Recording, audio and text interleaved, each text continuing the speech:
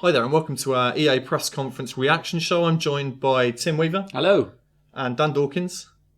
I'm Tim Clark. We've just been watching via the magic of internet stream the EA press conference. Later on we're going to speak to editor of PC Gamer, Graeme Smith, who's going to tell us what he thought of it. But boys, what did you think of it? I thought it was generally a bit average. No real surprises apart from Mirror's Edge thing at the end. I mean, Star Wars Battlefront, I guess, but we had 10 seconds of that, so it wasn't too much to chew on. Other than that, I thought it was fairly as expected. Dan, more positive? No. I'm probably more negative. I thought it was absolutely tolerably fine. There was lots of stuff that felt like things I'd already played that felt poshed up and a bit more high res. I mean, that's being really harsh. I thought, like Tim said, Mirror's Edge 2 obviously looks pretty awesome. It's in engine. That's quite exciting. But still, having said that, it looked a hell of a lot like the last Mirror's Edge in terms of gameplay. So it's not like they've reinvented what Mirror's Edge is. They're just bringing it back. I think what we should say is that something like Battlefield looked visually incredible. Okay, so what it's doing in terms of that side of things is amazing, especially I think compared to what we saw of Call of Duty Ghosts the other night. I think Battlefield 4 is a whole different ball game entirely. But there is a certain amount of fatigue with those kinds of games, so I think it is easy to kind of just say, "Oh, it's more shooting." It depends what your take is on first-person shooters, especially war first-person shooters, I guess, as to how exciting you found that They're constantly having to one-up themselves, aren't they? I mean, this one you were kind of something would explode and then next thing you'd be on the little jet ski and then a massive building would be coming down. I was saying to you, Dan, afterwards that only 5 years ago maybe or longer, in a kind of post-9/11 world, that would have been unacceptable for a long time to reference that sort of building collapsing, but I guess it's sort of back on the agenda. It's been seen in a couple of shooters. It shows our times change. Yeah, I think they if they'd gone in with the plane hitting it, maybe that would be too much. They went, well, it's safe to go in with a pure explosion and see the towers collapse, but still felt a little bit risky. Yeah, I mean, I don't know. I found myself phasing out during it because so little of what was actually shown was real gameplay. Battlefield was the exception. Need for Speed was, but when you look at things like the UFC bit and the other sports stuff, you get these kind of CG trailers that tell you nothing really about the game. So for all that there's been a generational shift, and interestingly, everything they showed I think was PS4 and Xbox One. For all that there's been a generational shift, who's to say really? Because a CG trailer this generation looks much like a CG trailer last generation. Yeah, I thought it was generally overall for a next gen facing conference, a very last gen performance from the games and from the way it was presented. It used lots of sort of quite tropey mechanisms of wheeling out a big celebrity, like Drake gets wheeled on.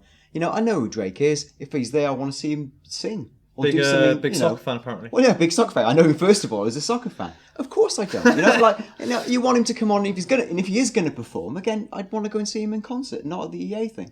It just added nothing, and all you saw was these big puffy videos of beautiful animation, and my memory of it really was there's lots of Barcelona men, and their studs look amazing. What about the poetry simulator? That was good.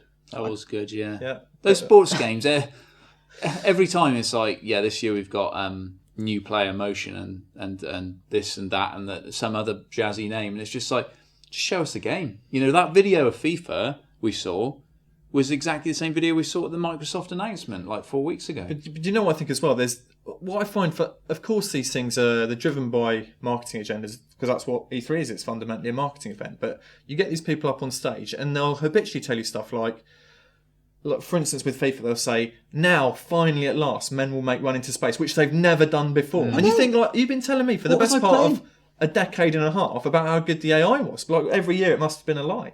I think they've reached an incremental point where when they're showing the Madden videos, and I can't do this because it's difficult and I might fall over, but when they showed the Madden guy, they showed him doing that tiptoe thing, and he said, for the first time, you've got this ultimate level of control. And then I thought, well, even if I've got that level of control, what they're essentially saying to me is, you've got that level of control, but it's automated, because there's no physical way I could probably create with the limitations of the pad. We've got this friction point now between what the pad lets you do and what the game engine promises you with its magical real-life brain. I just think, I don't know how we're going to get past that to the language is so hyperbolic, isn't it? There's all these uses of the words never and the only, and I don't know if I believe it, but let's see if a man in LA does believe it, and we're gonna ring up on the old Skype Graeme Smith from PC Gamer and see what he made of the conference. So we're joined now by Graeme Smith, who's the editor of PC Gamer. He's out in LA for us at E3. He's just come out of the EA press conference. Graeme, what was the reception like? Were people impressed by that slate of games that EA showed off, or not so much? They were. There were huge cheers from the audience. It was especially to stuff like Star Wars and Mirror's Edge 2 got huge responses. Were you surprised they kicked off with Plants vs Zombies, the Garden Warfare thing? That seemed a bit odd. I did. There was a little bit of a strange start, especially given the kind of the more hardcore audience you get at E3. It was strange to start with something that's a bit more casual, kind of third person silly. But at the same time, Plants vs Zombies was PopCap's first game that had crossover appeal and really did actually appeal to the hardcore audience. So maybe they thought that was a good place to put it. I mean, EA they talked about a kind of a new sort of generation-defining games for a new generation. That was kind of the gist of it. Did you get the impression for that? Because to me, watching, I felt like there was a lot of kind of fairly well-trodden gaming tropes there, just a bit prettier. Do you think they showed anything that was genuinely kind of a change from what we've experienced?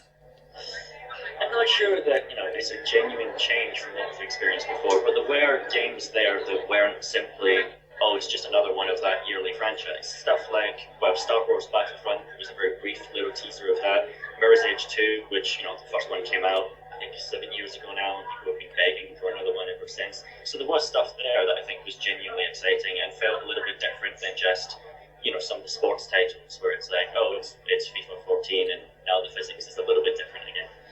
Now, you edit the number one PC mag in the world, and for PC gamers, you've been living in the next generation for some time. So, what do you think your readers will be most impressed by of the stuff that was on show today? I think Mirror's Edge 2 is probably the thing they'll be most excited about of the selection of stuff there. The other big game for us is Dragon Age Inquisition. The problem with that, though, is that there'll be a lot of skepticism around it. Because Dragon Age 2 alienated some of the fans of the original game and that kind of thing, and so the people who are really excited, really into Dragon Age aren't going to be convinced by just like a 30-second trailer. They would be excited that it exists and that EA is starting to talk about it, but that's the big thing for us. One gamer which didn't even have a trailer at all was Peggle 2. I figured that might be your game of the show without even seeing it.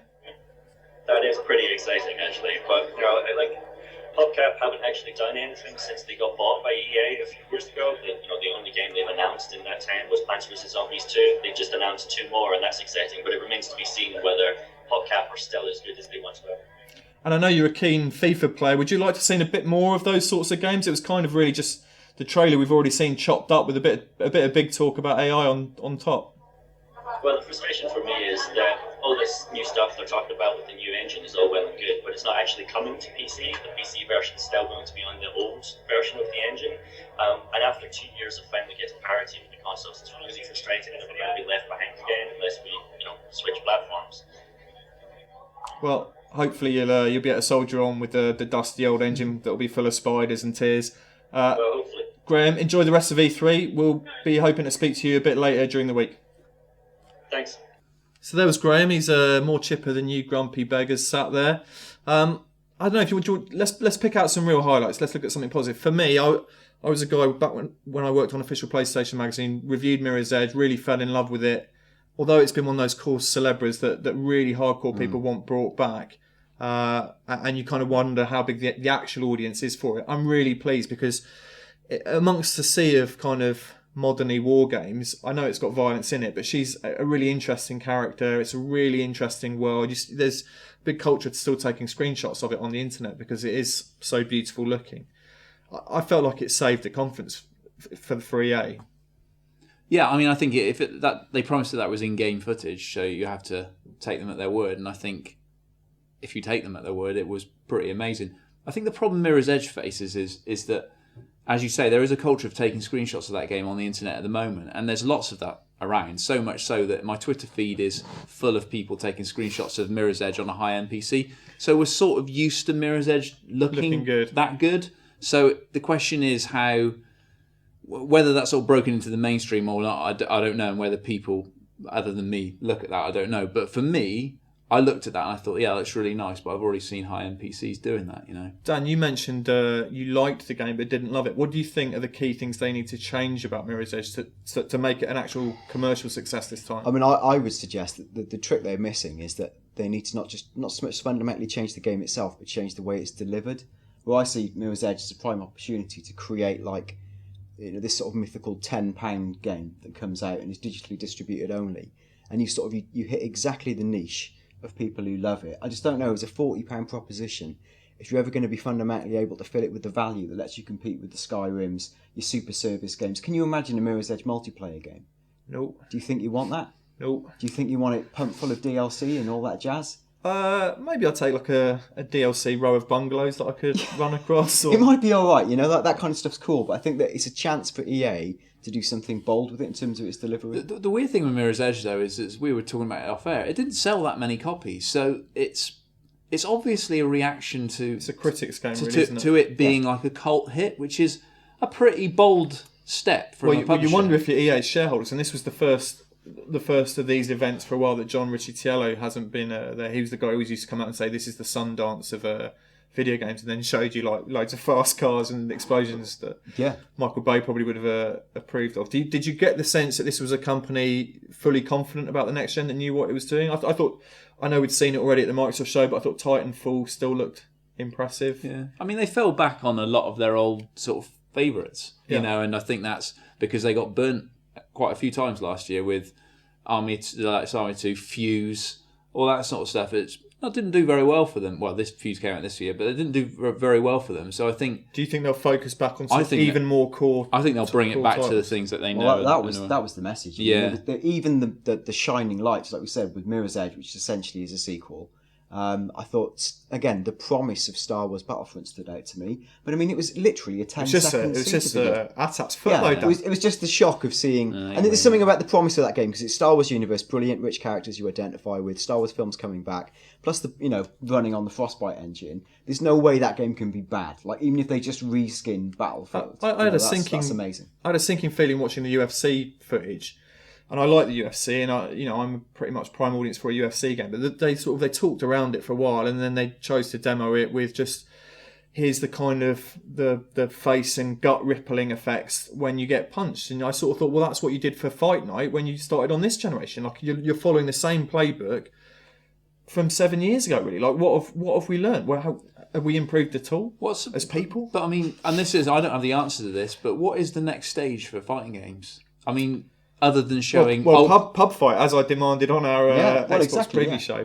But, I mean, what is the next stage, though? Seriously, I mean, other than showing super high-res rippling of skin. I think they need to find a way of controlling human beings, not just for fighting games, but generally in games that is different. But we should probably wrap up closely. So I'll ask each of you for a highlight, and then how you would score the EA press conference out of 10. I'll start with you, Dan. What was your absolute highlight? The highlight, for better or for worse, was the 10-second footage of Star Wars, just because I love Star Wars. I would score that conference, I hate to say it, I thought it was quite a last-gen performance, 5 out of 10. Timbo? I don't want to sound like Dan and I have got some sort of psychic connection, but I'd say I also was very excited about the Battlefront reveal, even though it only lasted in the blink of an eye.